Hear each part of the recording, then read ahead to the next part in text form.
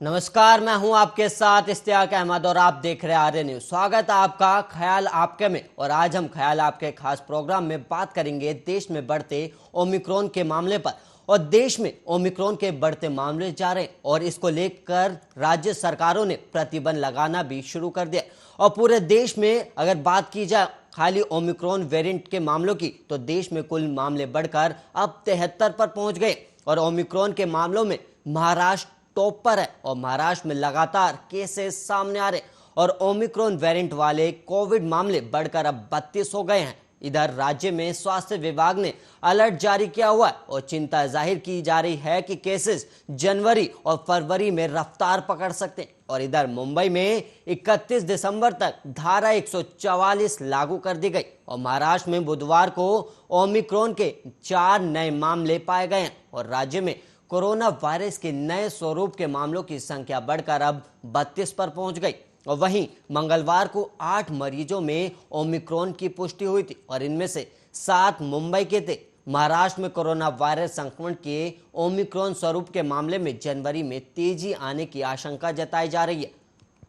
स्वास्थ्य विभाग के एक वरिष्ठ अधिकारी ने इसे लेकर अलर्ट जारी किया और 4 मरीजों में से 2 उस्मानाबाद के हैं और एक मुंबई का बताया गया और बुल्ढाना का भी है। महाराष्ट्र के सार्वजनिक स्वास्थ्य विभाग के अतिरिक्त मुख्य सचिव डॉक्टर प्रदीप व्यास ने कहा कि कोरोना वायरस के ओमिक्रॉन स्वरूप का संक्रमण दुनिया भर में तेजी से फैल रहा है और महाराष्ट्र में अगले साल जनवरी में इसमें तेजी आने की आशंका भी जताई जा रही है। ओमिक्रॉन स्वरूप के मामले में ग्रामीण क्षेत्रों के अलावा शहरों में भी मिलेंगे। और महाराष्ट्र के बुल्ढाना में बुधवार को कोरोना वायरस के ओमिक्रॉन स्वरूप के पहले मामले की पुष्टि हो गई है। और दुबई से लौटे 67 वर्षीय बुजुर्ग के इस स्वरूप से संक्रमित होने की पुष्टि की गई। और बुल्ढाना के आवासीय उप कलेक्टर दिनेश गीते ने बताया कि वरिष्ठ नागरिक स्थानीय निवासी है और वो 3 दिसंबर को दुबई से लौटा था और वो 8 दिसंबर को कोविड-19 से संक्रमित पाए गए थे, जिसके बाद उन्हें अस्पताल में भर्ती कराया गया था और उनके नमूनों को जीनोम सीक्वेंसिंग के लिए भेजा गया था। और वहीं आपको बता दें कि लगातार देश में नए वेरिएंट ओमिक्रॉन के मामले बढ़ते जा रहे हैं और इसको लेकर अब राज्य सरकारें सतर्क हो गई है। और इसी को लेते हुए महाराष्ट्र सरकार ने धारा 144 लागू कर दिए। इसके अलावा आपको बता दें कि लगातार देश में ओमिक्रॉन वेरिएंट के मामले बढ़ रहे हैं और अब ओमिक्रॉन वेरिएंट मामले की संख्या 73 पहुंच गई है। और इसके अलावा आपको बता दें कि महाराष्ट्र में धारा 144 लागू कर दी गई है और वहीं मुंबई में खतरे को देखते हुए धारा 144 लागू कर दी गई। और नए साल के मौके पर होने वाले जश्न के बीच कोरोना वायरस फैलने से रोकने के लिए प्रतिबंध लागू किए गए हैं। और बता दें कि देश में अब तक मिले ओमिक्रॉन वेरिएंट के मामले में से अधिकतर मामले महाराष्ट्र में मिले और वहीं महाराष्ट्र में भी सबसे ज़्यादा केस मुंबई में मिले हैं। और इसके अलावा जिसके कारण 16 दिनों के लिए धारा 144 लागू करने का फैसला लिया गया है। और महाराष्ट्र में अब तक मिले ओमिक्रॉन के मामलों में 42% की कोई ट्रैवल हिस्ट्री नहीं है, जिसके कारण प्रशासन की चिंताएं और बढ़ गई हैं और जिसके कारण प्रशासन और सतर्क हो गया है। और वहीं आपको बता दें कि प्रशासन ने एक धारा 144 लागू कर दी और वहां 5 या उससे ज़्यादा लोगों के एक साथ इकट्ठे होने पर पाबंदी लगाई गई है। और इसके अलावा आपको बता दें कि महाराष्ट्र में मंगलवार को ओमिक्रॉन वेरिएंट के 8 नए मामले सामने आए थे। और महाराष्ट्र के स्वास्थ्य विभाग ने मंगलवार को कहा कि राज्य में जो 8 ओमिक्रॉन से संक्रमित पाए गए, इनमें से किसी भी मरीज ने हाल में विदेश यात्रा नहीं की है। और स्वास्थ्य विभाग ने एक बुलेटिन में बताया कि नए मामलों के साथ ही SARS-CoV-2 के नए स्वरूप से संक्रमित होने वालों की संख्या राज्य में बढ़ गई है और इनसे 7 मामले मुंबई में सामने आए और संक्रमितों में 3 महिलाएं शामिल हैं। और इसके अलावा आपको बता दें कि स्वास्थ्य बुलेटिन में कहा गया कि राष्ट्रीय विषाणु विज्ञान संस्थान द्वारा दी गई रिपोर्ट के अनुसार राज्य में जो 8 मरीज ओमिक्रॉन से संक्रमित पाए गए, इनमें से 7 मरीज मुंबई के ही हैं और एक मरीज मुंबई की एक छोटी बस्ती का बताया गया। और इसमें कहा गया कि इन 8 लोगों में 7 को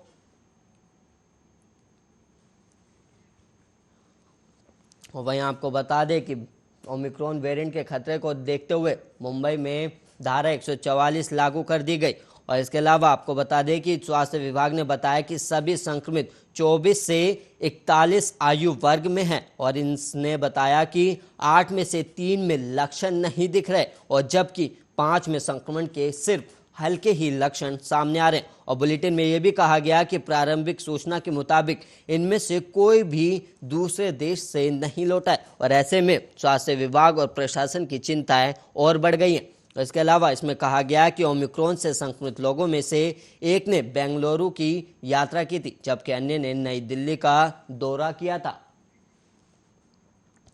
और वहीं इसी खबर पर हमारे साथ चर्चा करने के लिए डॉक्टर अशोक शासन जो हेल्थ एक्सपर्ट है वो जुड़ गए और इसी के साथ हमारे साथ वरिष्ठ पत्रकार अशोक शर्मा जुड़ गए। आप दोनों का आर्या न्यूज पर बहुत बहुत स्वागत है। धन्यवाद जी, सबसे पहला सवाल मेरा अशोक शासन से होगा। अशोक शासन जी, सबसे पहले जब आशंका लगाई जा रही थी कि तीसरी लहर जो आएगी वो महाराष्ट्र और कर्नाटक से होते हुए गुजरेगी, तो इसकी क्या वजह है कि और महाराष्ट्र में अब फिर से मामले तेजी से देखे जा रहे हैं? ऐसे है, ये जो है वेरिएंट जो है बड़ी तेजी से फैल रहा है जी। और स्टार्टिंग में महाराष्ट्र में आपको याद होगा कि कोरोना भी पहले स्टार्टिंग में महाराष्ट्र से स्टार्ट हुआ था, क्योंकि महाराष्ट्र में बाहर से सारे फॉरेनर्स आते हैं और इंटरनेशनल एयरपोर्ट है और कोई उनके अंदर कई लोग कांटेक्ट में आते हैं, कोई उनका साफ साफ नहीं होता, तो जहां जहां जाते हैं वो फैलता जाता है, उसके बाद वो आगे चलते हैं। अब ये तो हवा से फैलने वाला है और कहते हैं कि बहुत तेजी से उससे कई गुना ज्यादा डेल्टा से फैल रहा है जी। तो ये भी एक्सपर्ट कह रहे हैं कि डरने की कोई ऐसी बात नहीं है, जिनको वैक्सीनेशन लगी हुई है उनके अंदर बचाव है। पर फिर भी एक केस आया है जिसको डेल्टा कोरोना ओमिक्रॉन से की डेथ हुई है जी। लेकिन ये क्यों फैल रहा है? क्योंकि हम खुद जो है एहतियात भूल गए हैं, मास्क उतर चुका है, 2 गज की दूरी नहीं है, साथ साथ बैठ रहे हैं, ट्रेन चालू हो गई है, बसेस चालू हो गई हैं, शादियों के अंदर वही भीड़ भड़क्का, बाजारों में भीड़ भड़क्का, और जब तक इसको हम नहीं कवर करेंगे ये तो फैलता जाएगा जी। और एक्सपर्ट ये भी कह रहे हैं कि आने वाले जनवरी में तो बहुत ज्यादा फैल जाएगा जी। ब्रिटेन ने डिक्लेयर कर दिया है कि 70-80,000 के करीब डेथ होंगी और हमारा इंडिया तो बहुत भीड़ भड़कने वाला है और लोग समझते नहीं है। लोगों ने अभी तक वैक्सीनेशन नहीं लगवाई, डरते हैं और उसकी वजह से जो है ये हमें जो है हमारे इंडिया के अंदर इसके चांसेस ज्यादा फैलने के हैं। अभी भी टाइम है कि हम अलर्ट हो जाएं, समझ जाएं, लेकिन नहीं, स्कूलों में के अंदर बच्चे जाने शुरू हो गए हैं, वेरिएंट तो बच्चों से भी फैलेगा जी। ये तो है नहीं कि बड़ों से फैलना तो बच्चों से भी है। डॉक्टर शासन जी, डॉक्टर अशोक शासन जी, मैं यहाँ पर आपको रोकना चाहूंगा जी, मैं आपको यहाँ पर रोकना चाहूंगा। मेरा सवाल डॉक्टर अशोक शर्मा से होगा। जी, आप बताइएगा कि अब ओमिक्रॉन वेरिएंट तेजी से फैल रहा है और ऐसे में चुनावी माहौल भी है। महाराष्ट्र में धारा 144 लागू कर दी गई है जहां पर ज्यादा केसेस आ रहे, लेकिन चुनावी माहौल वाले राज्यों में क्या सतर्कता बरती जा रही? मेरा निवेदन तो है कि जैसा डॉक्टर अशोक शासन ने बताया कि जो ये शुरुआत हुई थी पहले भी कोरोना की, वो ज्यादातर महाराष्ट्र व कर्नाटक साइड से हुई। अब वहाँ की सरकारें और वहाँ के लोग यदि इसको सीरियसली नहीं ले रहे या उसको इम्प्लीमेंट करने के अंदर चूक कर रही है, तो निश्चित रूप से वो इसके सहायक हो रही। सोचने का विषय ये है, जैसा इन्होंने कहा कि 2 गज की दूरी और मास्क जरूरी जी। आज अमूमन ये पाया जाता है कि इसका जरूरी नहीं है। दूसरी बात जो बड़ी महत्वपूर्ण है, जो एक विशेष धर्म में, एक विशेष मजहब में जब उनको प्रेरित नहीं किया गया कि तुमने भी ये वैक्सीनेट होना है, आज अगर देखा जाए तो हमारी वैक्सीनेशन की जो रफ्तार है वो विश्व में बेशक सबसे ज्यादा हो, लेकिन एक वर्ग ऐसा भी है जिसने इसे दूरी बनाई है। अब चिन्हित ये करता है कि वो दूरी बनाने वाला वो सिर्फ अपने आप को असुरक्षित कर रहा है, जबकि वो दूसरों के लिए भी बहुत बड़ा खतरा है। इस बारे में सरकार डॉक्टर अशोक शर्मा जी, आपकी आवाज साफ नहीं आ पा रही है। अब मैं अपनी टेक्निकल टीम से बोलूंगा कि उनकी आवाज साफ की जाए। और वहीं आपसे डॉक्टर शासन जी, आपसे सवाल लूंगा कि मुंबई में धारा 144 लागू कर दी गई है, तो ऐसे में ओमिक्रॉन वेरिएंट को तेजी से फैलने में ये कितनी कारगर साबित होगी? इसमें बहुत ज्यादा सफलता मिलेगी, जी लेकिन ये अकेले जो है पब्लिक का काम नहीं है। जी ये गवर्नमेंट को भी एहतियात करनी चाहिए। पहले भी जब कोरोना आया था तो गवर्नमेंट की, पुलिस की सख्ती से ये काबू किया गया था। अब कोई गवर्नमेंट की सख्ती नहीं है, और न सख्ती ना होने की वजह से लोग जो है सो चुके हैं। वो कहते हैं कोई बात नहीं, नहीं पहना तो ना सही, लेकिन जब कोई पुलिस वाला या कोई आया तो पहन लिया मास्क। नहीं तो अगर हम अकेले मास्क ही पहन के रखें तो हम कोरोना से बच सकते हैं, लेकिन हम मास्क नहीं पहन रहे जी और वो जरूरी है हमारे लिए। आजकल इलेक्शन हो रहे हैं, आसाम में, बंगाल में इलेक्शन हुए, तब कोई कोरोना नहीं था। जब इलेक्शन था तो भाई कोरोना हो गया। अब स्टेट्स में अंदर इलेक्शन है, जी कोई किसी की परवाह नहीं है। सब भीड़, इतने लाखों के लोग में इकट्ठे हो रहे हैं, तो यही से फैलेगा। तो एक लिमिट होनी चाहिए, गवर्नमेंट को रखनी चाहिए भी पब्लिक के अंदर इतने जो होंगे लोग आएंगे, लेकिन कोई किसी का कानून नहीं है, और यहीं से फैलेगा ये कोरोना और सब जगह पहुंचेगा। और जनवरी तक तो कहते हैं कि बहुत ज्यादा फैल जाए। तो इसलिए हमें अभी से एहतियात करना चाहिए। अकेले महाराष्ट्र में ही नहीं, दूसरे स्टेट्स में भी हमें रखना चाहिए। बाजार के अंदर धारा 144 जरूर लगानी चाहिए, क्योंकि आस्ता फैलेगा, वो वहीं से चला है और फिर आगे ऑल इंडिया में जाएगा। जी, लेकिन डॉक्टर अशोक शासन जी, यहाँ पर एक सवाल ये भी बनता है, क्या तीसरी लहर की आशंका जो जताई जा रही थी, क्या उसकी दस्तक दे दी है तीसरी लहर ने? बिल्कुल दे दी है। कोरोना के, आप याद करो ना, जब कोरोना आया तो एक स्टार्ट हुआ था एक पेशेंट से दिल्ली में, और उसके बाद कैसे लाखों की लाइनें लग गई। फिर हम गिनते थे, आज 1 हो गए, 2 हो गए, 4, ऐसे ये ओमिक्रॉन आया, एक गिना था। अब एक के बाद कितने हो गए, 85-86 हो गए। दिल्ली में आ गए, चंडीगढ़ में आ गए, हरियाणा में आ गए, सब जगह पहुंच रहे हैं। अब जैसे जैसे कॉन्टैक्ट भी आएंगे तैसे ये फैलेगा। और उसके बाद ध्यान रखना तो हमारा फर्ज है। गवर्नमेंट कब तक साथ देगी?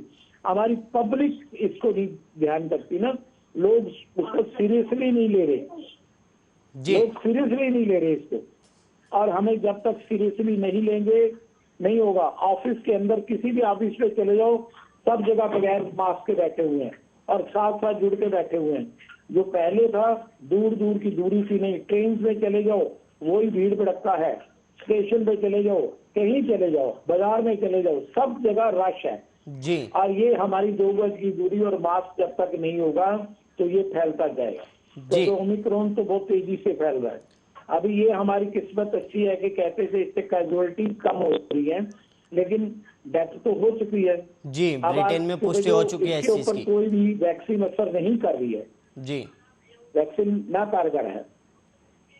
तो ऐसे में सवाल एक, कल नीति आयोग के सदस्य वीके पॉल ने भी बयान दिया था कि अब नई वैक्सीन की जरूरत पड़ सकती है, तो इस पर आपकी प्रतिक्रिया चाहूंगा।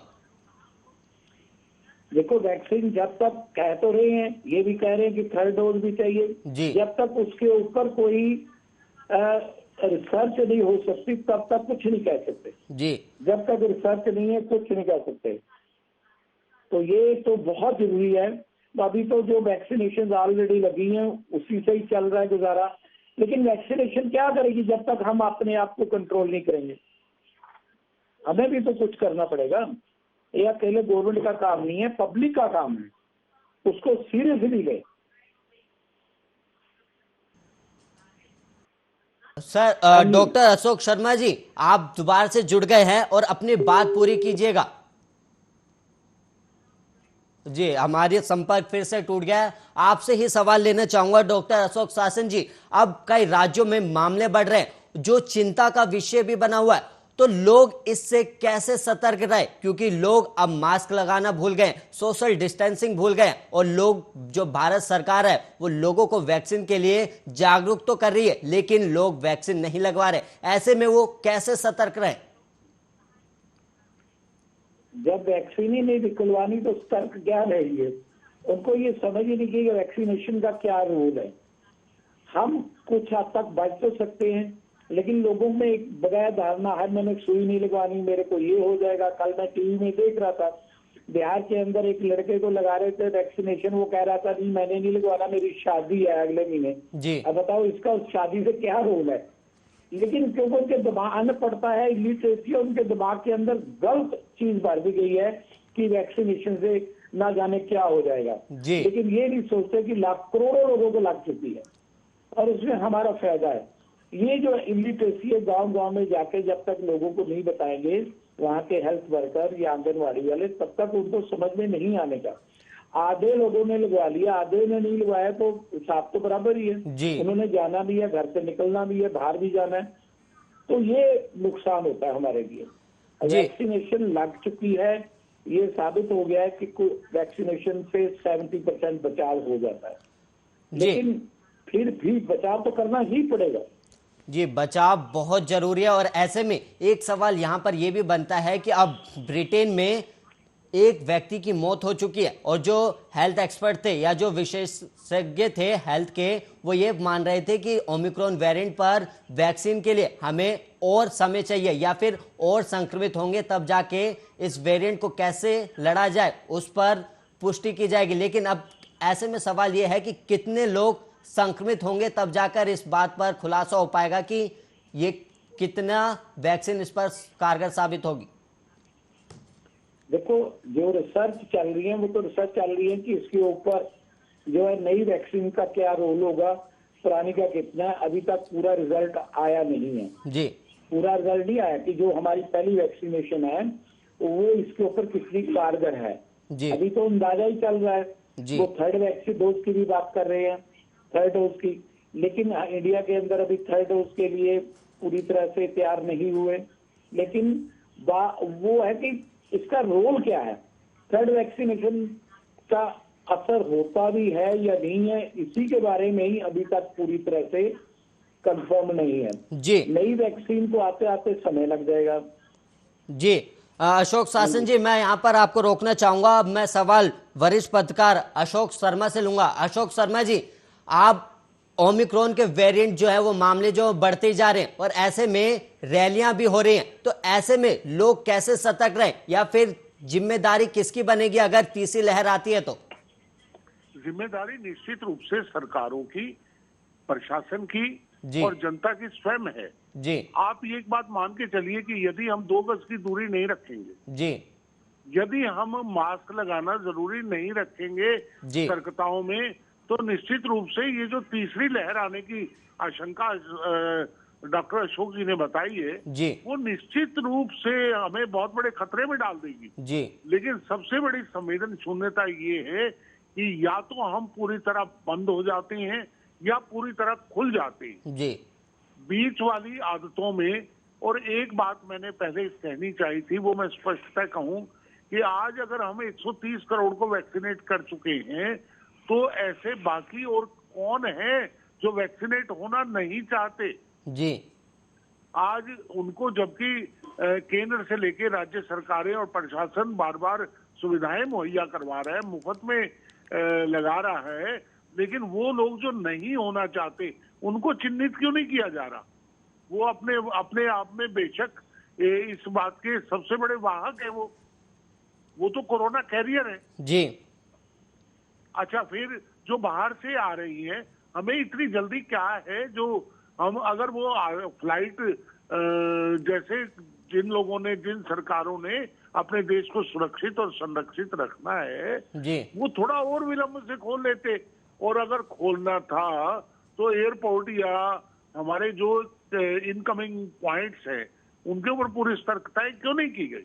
जी तो ये सारे प्रश्न आते हैं। उसके अंदर ये एक सामूहिक जिम्मेवारी का समय है। इसके अंदर सिर्फ हम सरकार को दोषी देके एक तरफ नहीं बैठ सकते, और हम जनता को जागरूक और रिक्वेस्ट नहीं, अब तो डॉक्टर अशोक जो शर्मा नहीं जी, हुए ना, यहाँ पर एक सवाल ये भी बनता है कि अब ओमिक्रॉन वेरिएंट ने दस्तक दे दिया है देश में और अब हाँ। ऐसे में चुनाव की तारीखों का भी ऐलान हो सकता है अगले महीने, तो ऐसे में क्या चुनाव आयोग की जिम्मेदारी नहीं बनती कि चुनावों को स्थगित किया जाए? बिल्कुल बनती है। चुनाव अगर भाई द वे ऐसे समय में, अब पीछे बंगाल में क्या हुआ जी या जिन राज्यों में भी चुनाव हुआ वहां पे किसी नियम का पालन थोड़ी किया गया। जी वहां सभी राजनीतिक दल अपनी अपनी भूमिका निभा रहे थे। आज अगर भाई द वे ये है, आप अगर ये नहीं स्थगित कर सकते तो ऑनलाइन लीजिए। आप जब सारे काम ऑनलाइन कर सकते हैं तो वोटिंग में भी आप ऑनलाइन की व्यवस्था ले आइए भाई। जिसको वोट करना है उनको ऑनलाइन की सुविधा दीजिए। जी और नहीं तो रैलियों पर तो अच्छा, जो पॉलिटिकल पार्टी जी कोरोना नियमों का सम्मान नहीं करती वो निश्चित रूप से संवेदन शून्यता की हद तक जाएगी। जी हाँ, मेरा ये कहना है। जी अशोक शासन जी, क्या तीसरी लहर जो आएगी वो क्या चुनाव का कारण बन सकता है? क्योंकि चुनावों में हम देखते हैं कि रैलियों में भीड़ है और मतदान केंद्रों पर भी भीड़ देखने को मिलती है। देखो, मेरा मानना तो ये है कि अभी चुनाव, मैंने सुना पेपरों में आया, टीवी में भी आ गया कि चुनाव कमीशन जो है और 5-10 दिन तक जो है चुनाव प्रक्रिया का ऐलान कर सकता है जी लेकिन मेरे हिसाब से उनको नहीं करना चाहिए। कम से कम दिसंबर और जनवरी मिड लाइफ के सोच के उसकी भी इसका ओमिक्रॉन की कितनी तेजी से चल रहा है, फैल रहा है, वो देख के फिर चुनाव का उनको ऐलान करना चाहिए। अगर पहले कर देंगे तो उसका कोई फायदा नहीं। जनवरी के मिड नाइट तक, फरवरी तक वो होगा, ओमिक्रॉन ज्यादा फैल जाएगा तो चुनाव रोक नहीं सकते। अभी इनको चुनाव का ऐलान नहीं करना चाहिए। कम से कम 15-20 दिन देख के भी क्या पोजीशन है इसकी, उसके बाद करना चाहिए, क्योंकि ये कर रहे हैं ऐलान।